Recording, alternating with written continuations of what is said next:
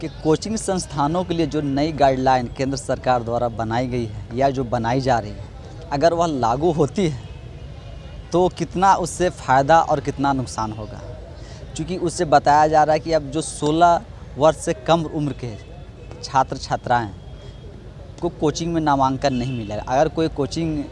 के 16 वर्ष से कम के छात्र छात्राएं का अगर नामांकन लेते हैं तो उनकी जो रजिस्ट्रेशन है वह रद्द कर दी जाएगी और उन पे 1 लाख रुपए तक का जुर्माना लगाया जा सकता है। और ये सब क्यों किया जा रहा है? क्योंकि कुछ जैसा कि अभी आप देखे होंगे क्या कुछ दिनों पहले मुखर्जी नगर में और एक भोपाल का भी कुछ क्या कांड आया था कि वहाँ के जो कोचिंग संस्थान हैं, जो बड़ी बड़ी कोचिंग संस्थान हैं, ये सब में चलती हैं, उसमें आग लगने से न कुछ बच्चों के झुलस गए थे, कुछ लोग मर गए थे। तो और जो आत्महत्या का जो प्रतिशत है वह दिन प्रतिदिन बढ़ता जा रहा है। तो यह सब को देखते हुए कि कोचिंग संस्थानों के लिए एक नई गाइडलाइन बनाई गई है क्या केंद्र सरकार द्वारा, और यह जब लागू होगी तो उसके 3 महीना के अंदर, मतलब जो कोचिंग संस्थान अभी चल रहे हैं उसे 3 महीना के अंदर उस गाइडलाइन के अंदर और उसकी जो क्राइटेरिया है वह क्राइटेरिया को फुलफिल करते हुए अपने क्या कोचिंग संस्थान का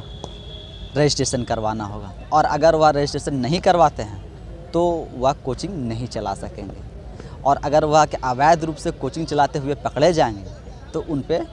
कि जुर्माना लगाया जा सकता है और जो कानूनी कार्रवाई होगी वह भी उन पर किया जा सकेगा। और जो नई गाइडलाइन है उसमें बताया जा रहा है कि आप कि अच्छे रैंक देने का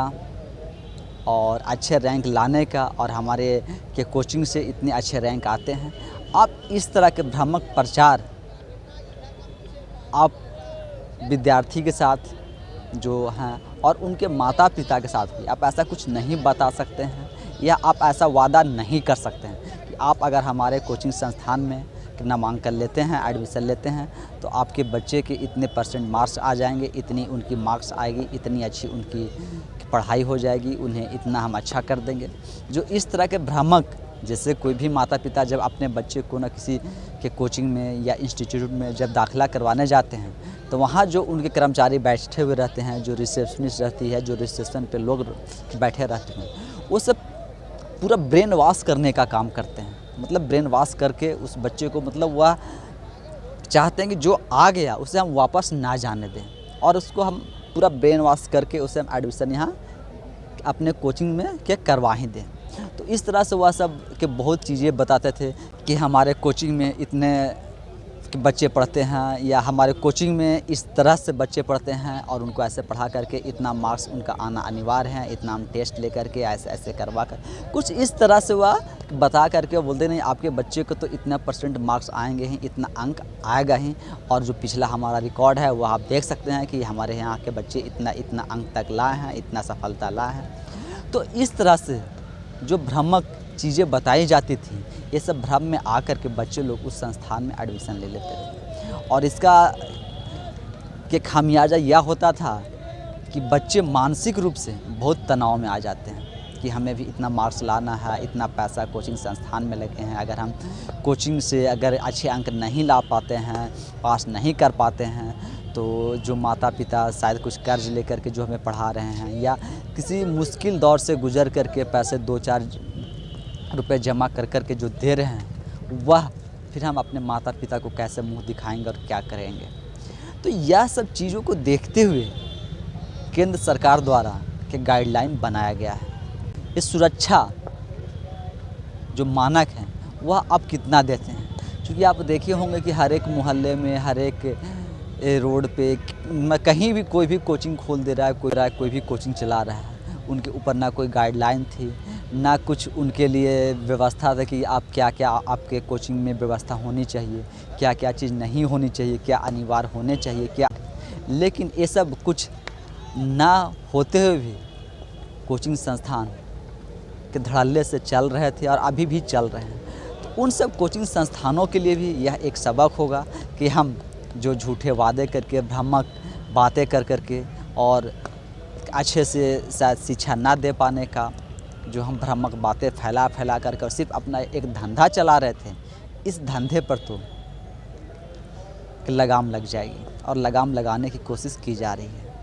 और इस गाइडलाइन में एक चीज़ और बताया गया है, इस गाइडलाइन के तहत आप कि ग्रेजुएट से नीचे का आप शिक्षक नहीं रख सकते हैं। अगर आपके कोचिंग संस्थान में कि ग्रेजुएट शिक्षक हैं तभी तो आप पढ़ा सकेंगे, वरना जो अनग्रेजुएट हैं वह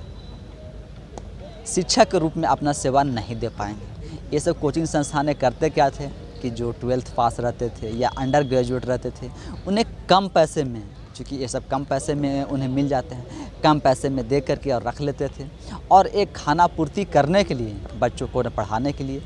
एक ऐसे शिक्षक मतलब बच्चों को दे दिया जाता था जिनके पास अनुभव की कमी होती थी। तो ऐसे अनुभवहीन शिक्षकों से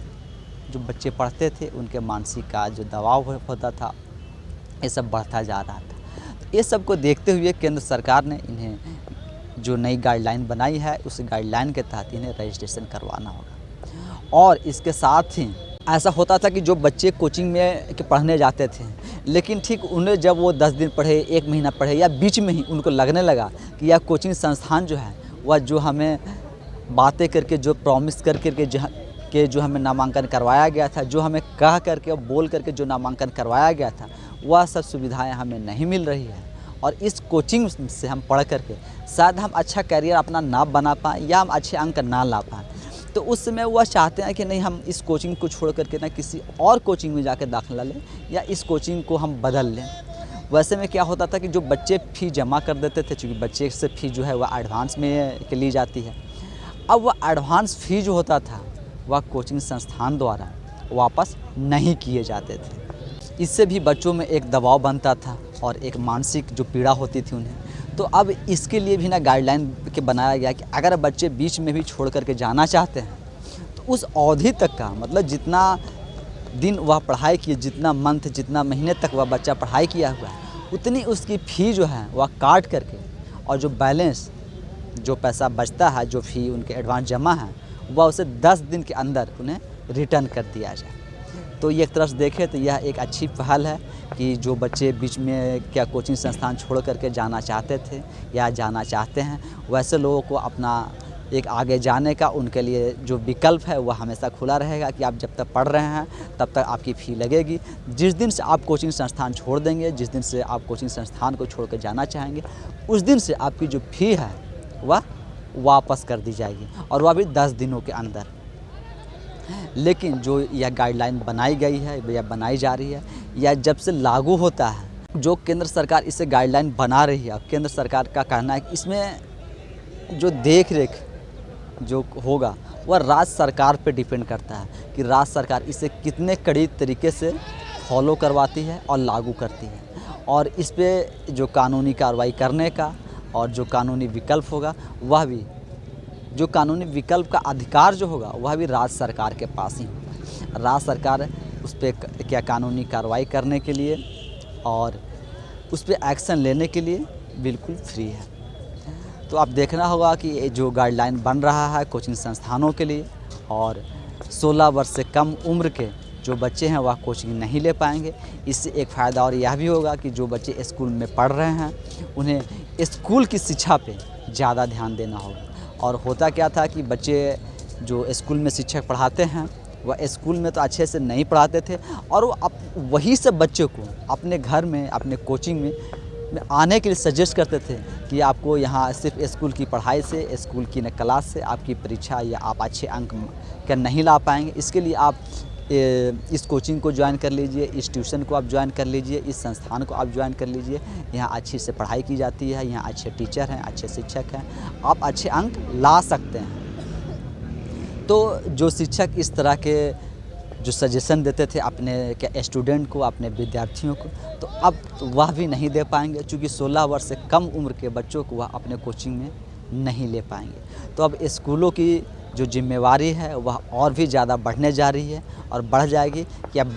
जब बच्चे बाहर पढ़ने नहीं जा सकते हैं, बाहर कोचिंग संस्थान में ट्यूशन नहीं ले सकते हैं, तो स्कूलों की जिम्मेवारी बनती है कि वह इन बच्चों को पढ़ाने में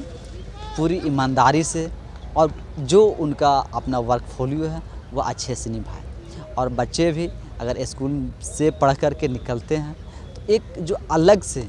जो ट्यूशन कोचिंग का फ़ी होता था वह भी पेरेंट्स के लिए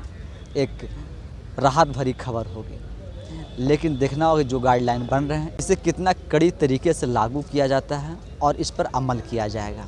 बाकी आप सब भी सोचिए, जो नई गाइडलाइन बनाई जा रही है 16 वर्ष से कम उम्र को बच्चों को कोचिंग संस्थान में नामांकन ना होने का, यह कितना कारगर साबित होता है और यह कितना आगे चलकर भविष्य में, और ये सब जो घटनाक्रम हैं, जो आग लगने वाले घटनाक्रम हैं और बच्चे जो आत्महत्या कर रहे हैं, ये सब पर कितना सुधार हो पाता है ये सब गाइडलाइन बनने के बाद।